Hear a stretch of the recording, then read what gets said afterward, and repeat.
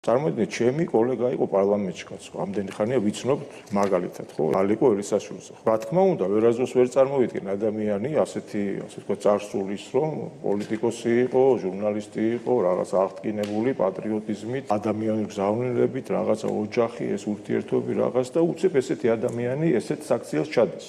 ხო, კითხვა იბადება, რას უნდა უკავშირებდეთ, რა განახორციელებინა, რატომ მოხდა ეს ყველაფერი, მაგრამ ჩვენ თუ სიღრმისეულად ჩავხედავთ ამ მთლიან პროცესს, სადაც ეს ყველაფერი იგეგმება და ვის მიერაც იგეგმება და ვინ დაჭრა ფიცო თუ გახსოვთ, ხო? ვინ იყო ის პიროვნება, ვინც ფიცო დაჭრა, ხო? მწერალი, პოლიტიკოსი, თითქოს გაბრაზებული რაღაცა სპეციალურად ხდება ესეთი პერსონაჟების მოძიება, იმიტომ რომ დაქირავებული მკვლელი და ის უკვე ყველასთვის თვალში საცემია და ვერ დამალავ ამ პროცესს, მაგრამ გაბრაზებულს და დამუშავებულ პოლიტიკოსს ან ისევ აქტივისტს ან რაღაცა ასე ვთქვათ პოეტს ან მწერალს ან რაღაცა მხატვარს ან ჟურნალისტს, აი ესეთ ადამიანებზე ხდება ნადირობა, რომ ესეთი ადამიანები დაამუშავონ, გაბრაზებული